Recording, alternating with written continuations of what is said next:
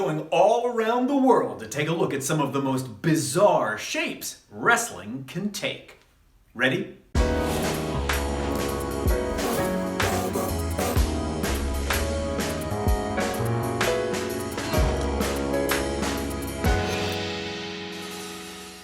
I'm Mike Quackenbush. This is Till We Make It. And if you are passionate about professional wrestling and you're never done learning all about it, then you've landed in the exact right place, my friend. Go ahead, join the Till We Make It tribe, subscribe down below, and ring the notification bell too. You need to have a healthy variety in the pro wrestling that you consume. And sometimes I want to enjoy wrestling that is very traditional, old school, bare bones, straight-laced. But other times, I want some wrestling that is as colorful, as wacky, as exotic, as weird as it can possibly be made. And today's video, it lives at this end of that spectrum. If we're going to talk about the weird shapes pro wrestling can take, then we got to start with the big dog in the room. I mean, Kaiju Big Battle. Kaiju is the brainchild of master monster maker Rand Borden, and they have been in existence since the mid-1990s. When you go to see Kaiju Big Battle live, you'll witness performers dressed as city-crushing monsters, as space invaders, as, well, groceries.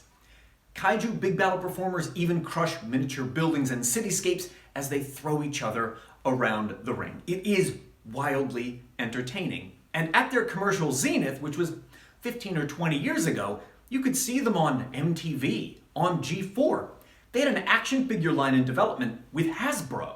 Kaiju Big Battle is not everyone's cup of tea. You better like your wrestling on the weird side of things if you're buying a ticket to see them perform.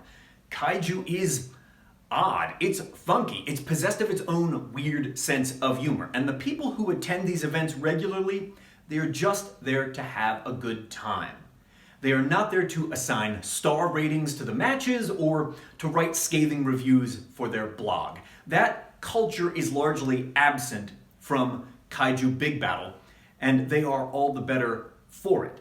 There is a real sense of fun around everything that they do and make, and the crowd is powerless to resist this. I think it's one of the main reasons why they move staggering amounts of merchandise at every event, because people want to break off a piece of that weirdness and take it home with them.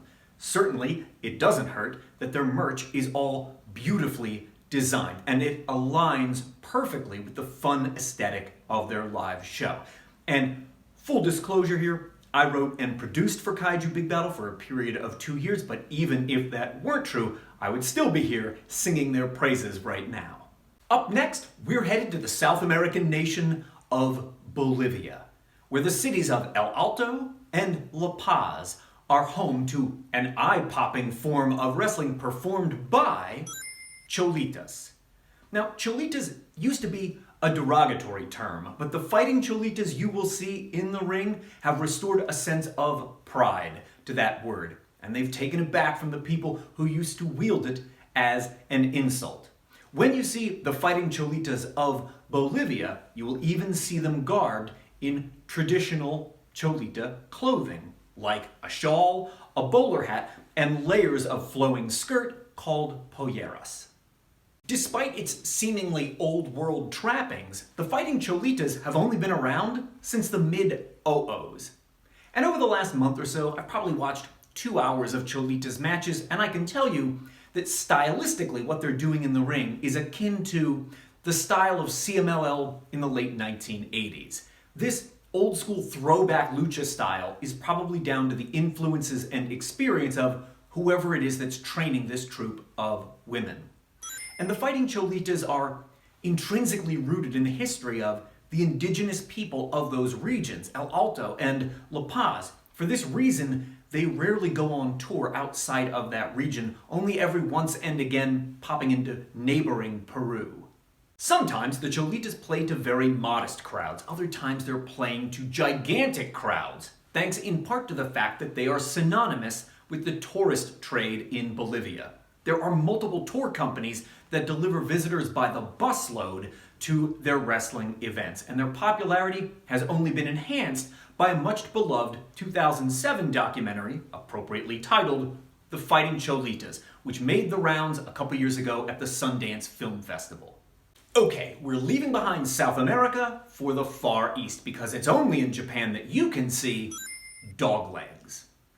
I'm old enough to remember there was a time when you could only see professional wrestling from other corners of the globe by engaging in the kind of sketchy and dubious hobby known as VHS tape trading. During my 2 ill-fated years at the University of Pittsburgh, all of my disposable income was dedicated to buying wrestling tapes from around the world. That and feeding them relentlessly into the Virtua Fighter arcade machine in the basement of the student union. Thank you very much. Excellent! I remember I used to get a catalog every month from a tape trader in Virginia who at the very bottom of the listing would always have Doglegs annotated as amputee wrestling. But that's not entirely accurate. Doglegs features the abled and the disabled and people faced with challenges of all sorts. And it would be a tad reductionist to say it is simply amputee wrestling. This definitely belongs on the pro wrestling spectrum. How much of it is worked or how much of it is a shoot, well, I'll leave that for you to decide. But Doglegs has been putting on cards for more than 25 years now, just outside of the mainstream spotlight. They usually perform in the greater Tokyo area, and they tend to play to pretty modest crowds. And when you see Doglegs, you'll come across wrestlers with all kinds of wonderful names like The Lover, Alcoholism, Worthless Goro, and my very favorite, Delivery Health Ranger. I want to confess to a preconceived notion I had about Doglegs before I ever saw them, and that was a feeling that something about it was exploitative. And you may feel that way too, especially knowing that sometimes their stories are about someone's inability to conquer depression or their ongoing battles with alcoholism. These are real parts of the stories that Doglegs tells, and it's also clear in many cases that it is simply the truth. This is not a fabricated storyline for the sake of the camera. These are the real issues that the wrestlers are coping with. And even the Japanese press has gone so far as to label Doglegs as a freak show. But I want to recommend the 2015 documentary by Heath Cozens about Doglegs to you. It brought them a new level of prominence. And a word of warning: if you need all the media you consume to be entirely sanitized and optimized with sensitivity in mind, this is not the film for you. It is raw and unflinching in its examination both of the group and of its 2 longest tenured stars on their road to retirement. But it is possessed of an unmistakable and deep humanity. And it goes a long way when it comes to smashing biases and stereotypes. I'll link you to the trailer to the Doglegs documentary at the end of today's video. Alright, let's lighten the mood a little bit with an honorable mention in today's video. But first, I want to tell you about something which has just occurred over on my Patreon. Right now I'm giving you access to an exclusive video that I made about pro wrestling fans and agency. I'm giving you access to an essay I wrote commemorating the 20th anniversary of my training center, the Wrestle Factory. Right now, you have access to the first of my new 2022 project called Tidbit Tuesday, where I post 2 tips and tricks every single Tuesday at 2:22 p.m. for fellow professional wrestlers. And I'm doing this because I want you to be able to see the type of content I make for my patrons month after month. There's more than 340 exclusive posts just like these there, and now some of them are open to the public so you can have a glimpse. Follow the link down below in the descriptus and check it out. So, an honorable mention here when we're talking about the weird shapes pro wrestling can take. When I first started researching this video, I had intended to include UCBW. But they've gone out of business. I'm talking about the Upright Citizens Brigade Wrestling, which used to appear at their comedy theaters in New York. It was this unique hybrid of both improv and sketch comedy with pro wrestling tropes and some limited action as well. But when I dug in, I discovered UCBW isn't around anymore, I am sorry to say. I had the chance to see them live a few times, and I don't doubt that other comedy theaters have something similar, but nobody ever made it quite as wacky as UCBW did, and I'm the guy that founded Chikara. So I just wanted to offer an honorable mention to the now deceased UCBW. Next, we're off to the western coast of Africa, specifically the country of Senegal, because that is home to lamb wrestling. Lamb has a rich tradition of mysticism and showmanship, fan interaction, and it's enjoyed an explosion in popularity over the last decade. Its top stars enjoy corporate-level sponsorships, and according to some reporting by Vice in 2014, the big names in lamb wrestling are earning millions of dollars. This is in a country where the average daily income is about $3.